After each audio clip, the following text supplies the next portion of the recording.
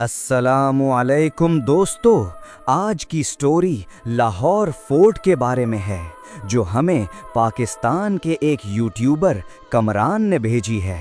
और ये कहानी सुनने के बाद मेरी तो हालत ख़राब हो गई, लेकिन आप लोगों की मोहब्बत में ये हॉरर स्टोरी सुनाने की हिम्मत कर रहा हूँ मैं। तो चलें बढ़ते हैं कहानी की तरह। कराची से आए एक यूट्यूबर ने सिर्फ एक रात एक्सप्लोर करने के लिए विजिट किया था लाहौर फोर्ट को, लेकिन उस रात जो कुछ उसके कैमरा में रिकॉर्ड हुआ उसने सबको हिलाकर रख दिया। रात के करीब 3 बजे जब पूरा किला खामोशी में डूबा हुआ था, उसे महसूस हुआ कि कोई उसके पीछे चल रहा है। पहले उसने सोचा शायद हवा होगी, फिर कदम की आवाज़ और तेज हो गई। जब उसने कैमरा घुमाया तो दीवार पर एक साया था, लेकिन वहां कोई इंसान मौजूद ही नहीं था। और जब वो शीश महल के अंदर गया तो उसने कुछ ऐसा देखा जो शायद सदियों से उस किले में कैद है। रात के 3 बज रहे थे जब कमरान ने पहली बार उस आवाज़ को सुना। एक हल्की सी आह, जैसे कोई पत्थर के नीचे दबा हुआ हो, जैसे कोई सालों से चुप रहने के बाद अपने होंठ खोल रहा हो। और वो आवाज़ लाहौर फोर्ट की उन गहरी अंधेरी दीवारों के पीछे से आ रही थी, जहां रोशनी कभी नहीं पहुंची थी, जहां मुगल दौर की कहानियां सिर्फ पत्थर में नहीं बल्कि हवाओं में भी कैद थीं। कमरान एक नौजवान जर्नलिस्ट था, 30 साल का, दिल में हिम्मत और हाथ में एक पुराना कैमरा। वो एक डॉक्यूमेंट्री बना रहा था लाहौर फोर्ट की तारीखी अहमियत पर। उसे क्या पता था कि आज रात वो तारीख सिर्फ एक फिल्म बानी आंख से नहीं बल्कि अपनी रूह से देखेगा। किला लाहौर, शाही किला, ये वो जगह है जहां अकबर ने अपनी अज़मत का ऐलान किया, जहां जहांगीर ने नूर जहां को अपनी बाहों में लिया, जहां औरंगज़ेब ने अपनी ज़िंदगी के आखिरी लम्हे गुजारे, जहां सिख एम्पायर ने अपना झंडा लहराया और जहां अंग्रेज़ हाकिमों ने अपनी ताकत का नक्शा बनाया। ये किला सिर्फ एक इमारत नहीं, ये एक जिंदा कब्रिस्तान है। हर एक ईंट में एक कहानी मदफून है, हर दरीचा में किसी की आखिरी सांस बसी हुई है। और कामरान यही सोचते हुए आलम दरवाज़ा के अंदर दाखिल हुआ था। वो रात उसे मेहनत से मिली थी। 3 हफ्ते की एप्लीकेशन, 2 सरकारी दफ्तर के चक्कर और सिक्योरिटी इंचार्ज इकबाल साहब का एक एहसान, जिसकी वजह से कामरान को फोर्ट के अंदर रात भर रहने की इजाज़त मिली थी, अकेले, सिर्फ अपने कैमरा के साथ। और इस रात का मकसद था फोर्ट की रात की खामोशी में छुपी आवाज़ें कैप्चर करना, जो लोग कहते हैं कि सिर्फ अंधेरों में सुनाई देती हैं। इकबाल साहब ने वापस जाते वक्त एक कान में कहा था, शीश महल के पास मत जाना, वहां की दीवारें देखती हैं। कामरान हंसा था, अब नहीं हंस रहा था। पहले 2 घंटे बेहतरीन गुजरे। कैमरा रोल हुआ, दीवाने आम की वो खूबसूरती जो दिन में टूरिस्ट्स के शोर में दब जाती है, अब रात के सन्नाटे में सांस लेती महसूस हो रही थी। कामरान ने अपने नोट्स में लिखा, यहाँ एक अजीब सुकून है। मगर फिर ठीक आधी रात के बाद जब वो मोती मस्जिद की तरफ जा रहा था, उसके कदमों की आवाज़ अचानक बंद हो गई। नहीं, इसलिए नहीं कि उसने रुक के ठहरने का फैसला किया, बल्कि इसलिए कि फ्लोर पर किसी ने पहले से कदम रख दिए थे, कदम जो उसके नहीं थे और जो पीछे से आ रहे थे। कैमरा की LCD स्क्रीन पर कामरान ने देखा एक साया, लंबा, पतला, इंसानी शक्ल का, लेकिन आंखें नहीं, कान नहीं, सिर्फ एक खाका, जैसे किसी ने इंसान को किसी काले कपड़े से ढांप दिया हो।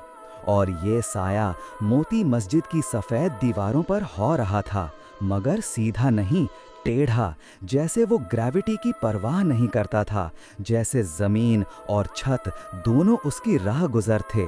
और कामरान की उंगलियां कैमरा पर ठिठर गईं, मगर आंखें बंद नहीं हुईं, क्योंकि एक जर्नलिस्ट का यही दर्द है कि वो ऊंची बात को भी सच की तरफ खींच लाता है। फिर वो हुआ जो कामरान की जिंदगी बदल देने वाला था। साए ने अपना चेहरा घुमाया, अगर चेहरा कह सकें, उस अंधेरे को, और कामरान को महसूस हुआ जैसे उसने अपना नाम पुकारा, मगर आवाज़ कानों में नहीं, सीधा सीने में उतरी, जैसे कोई दिल के अंदर बोल रहा हो। और ये अल्फाज थे, तुम यहाँ क्यों आए हो, उन लोगों की तरह जो पहले आए और कभी नहीं गए। कमरान का दिल एक पल के लिए रुक गया, फिर दोबारा चला, मगर अब उसकी ताल बदल चुकी थी। वो भागा नहीं, भगना ठीक लफ्ज नहीं, वो उड़ा जैसे जमीन उसे धक्का दे रही हो, दीवाने आम की तरफ, जहां रोशनी ज्यादा थी, जहां उसकी टॉर्च की बैटरी अभी जिंदा थी, और पीछे वो आवाजें थीं, आ भी नहीं, रोन भी नहीं, सिर्फ एक ससुराहट, जैसे हजारों कागज एक साथ पलटे हों। हिस्ट्री अपने आप खुलती है जब कोई उसे पढ़ने वाला आ जाता है, और कमरान हिस्ट्री का एक अच्छा पढ़ने वाला था, मगर कुछ किताबें आखिरी बार खुलने के बाद दोबारा बंद नहीं होती। शीश महल, जो उस रात का एक मकाम था जहां कमरान ने कभी नहीं जाना था, मगर उसके पैर उसे वहां ले गए, जैसे कोई और चला रहा हो, जैसे उस जगह ने खुद बुलाया हो। वो दरबार खास का वो हिस्सा जहां शाही आईने हजारों कंदीलों की रोशनी को मिलगुना करके एक ऐसा समा बनाते हैं जो इंसान को बेहोश कर सकें।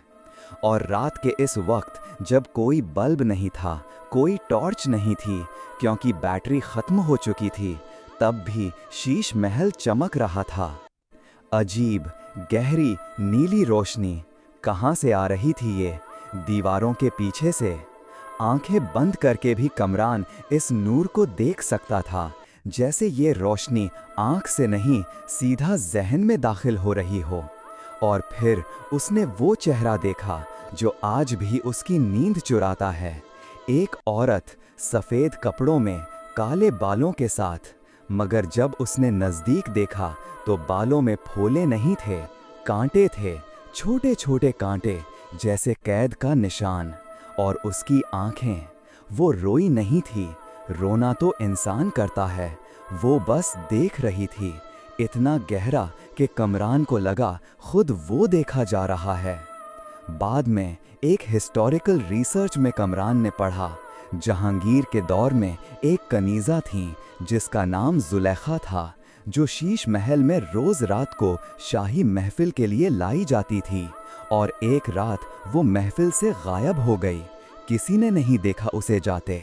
सिर्फ सवेरे एक सफ़ेद दुपट्टा मिला था शीश महल की सरजमीन पर, धब्बे के साथ जो खून का भी हो सकता था, और रिकॉर्ड में बस इतना था, जुलेखा जिंदा नहीं, मौत भी नहीं, गम। कमरान ने वो लफ्ज़ पढ़े और उसकी रीढ़ की हड्डी ठंड पड़ गई। सुबह होने से पहले कमरान ने एग्जिट ढूंढा, हर दरवाज़ा, हर रास्ता, मगर फोर्ट की दीवारें उस रात पहले से ज़्यादा भारी लगती थी, जैसे वो सांस लेती हैं, जैसे ये पत्थर सिर्फ चीज़ नहीं हैं बल्कि गवाह हैं, हज़ारों सालों के गवाह। और हर गवाह के पास एक बात कहनी होती है, ख़ासकर उन लोगों को जो सुनते हैं, ख़ासकर उन लोगों को जो आकर पूछते हैं, यहाँ क्या था? क्योंकि यहाँ क्या था का जवाब कभी सिंपल नहीं होता, कभी सिर्फ डेट और इवेंट्स नहीं होता। यहाँ दर्द था, यहाँ खून था, यहाँ वो रूहें थीं जो अपनी मर्जी से नहीं गई थीं। 3 घंटे वो भटकता रहा, आवाज़ें आती रहीं, कभी कदम, कभी सांस, कभी हत्ता के गीत, एक पुरानी धुन जो किसी क्लासिकल राग जैसी थी मगर कोई राग नहीं थी, एक ऐसी आवाज़ जो सिर्फ अंधेरों में जन्म लेती है। और फिर ठीक फजर की अजान से 1 मिनट पहले जब पहली रोशनी दूर से बादशाही मस्जिद की मीनारों पर पड़नी शुरू हुई, कमरान को वो दरवाज़ा दिख गया जो पहले नहीं दिख रहा था। सीधा, खुला, बाहर की तरफ, जैसे फोर्ट ने खुद उसे जाने दिया, जैसे कोई फैसला हो गया था कि इस रात के लिए काफ़ी है। बाहर निकल के कमरान ने पीछे देखा। फोर्ट वैसा ही खड़ा था, शान से, खामोशी से, रात की ठंडक में सांस लेता हुआ, और उसके दिल में एक ख्याल आया जो आज तक नहीं गया। ये जगह वाकई में किसी की कैद है। यहाँ रात को सिर्फ पत्थर नहीं जागते, यहाँ वो भी जगते हैं जो कभी सोने के लिए तैयार नहीं हुए, जो ज़माने ने भुला दिए मगर जो अपने आप को नहीं भूल सके। और लाहौर फोर्ट की हर ईंट में ये याद बंद है। अंदर आओ, ज़ोर से, हिस्ट्री पढ़ो, मगर याद रहो, हिस्ट्री कभी सिर्फ पास्ट नहीं होती, हिस्ट्री कभी कभी प्रेजेंट में आ जाती है। रात के 3 बजे अंधेरों में, तेरी आवाज़ से, तेरी अपनी ही आवाज़ में। कैमरा की मेमोरी कार्ड जब कामरान ने सुबह देखी तो 90 मिनट की फुटेज ब्लैंक थी। सिर्फ अंधेरा, सिर्फ स्टैटिक, सिर्फ एक मोमेंट जब स्क्रीन पर कुछ उभरा और फिर गायब हो गया। मगर आखिरी सेकंड में फ्रीज करके, एनहांस करके कामरान ने देखा एक हाथ, आईने में सफ़ेद हाथ, 5 उंगलियां पूरी तरह फैली हुई, और वो हाथ कैमरा की तरफ नहीं, कैमरे के पीछे की तरफ देख रहा था। मतलब वो हाथ कामरान को देख रहा था। और इस तस्वीर को देखते हुए कामरान को आज भी यही एक सवाल सताता है, अगर साया कैमरे के सामने था तो ये हाथ पीछे से किसका था? लाहौर फोर्ट अब भी खड़ा है। टूरिस्ट आते हैं, बच्चे दौड़ते हैं, गाइड्स तारीख सुनाते हैं, सिक्योरिटी वाले चक्कर लगाते हैं, मगर कुछ लोग हैं, इकबाल साहब जैसे, जो रात को कभी वहाँ नहीं रुके, जो जानते हैं कि कुछ चीज़ें सिर्फ दिन की रोशनी में देखने के लिए होती हैं, क्योंकि रात को वो चीज़ें खुद देखने लगती हैं। क्योंकि रात को लाहौर फोर्ट की दीवारों के पीछे छुपी रूहें जाग जाती हैं, अपनी कहानियाँ लेकर, अपना दर्द लेकर, अपनी कैद लेकर, और वो ढूंढती हैं कोई सुनाने वाला। ध्यान रहो, अगर तुम लाहौर फोर्ट के पास रात को गुजरो और तुम्हें लगे कि किसी ने तेरी आवाज़ में तेरा नाम पुकारा, तो वापस मत देखो, क्योंकि जो पीछे होगा वो तेरा साया नहीं होगा। तो दोस्तों, ये थी लाहौर फोर्ट की एक ऐसी खौफनाक कहानी जो आज भी लोगों को सोचने पर मजबूर कर देती है कि क्या वाकई कुछ रूहें वक्त के साथ भी इस दुनिया को नहीं छोड़ती। अगर आपको ये हॉरर स्टोरी पसंद आई हो तो वीडियो को लाइक ज़रूर करें, चैनल को सब्सक्राइब करें और कमेंट्स में बताएं अगर आप रात के 3 बजे इस किले के अंदर होते और आपको पीछे से कदम की आवाज़ आती तो क्या आप मुड़कर देखते या सीधा भाग जाते।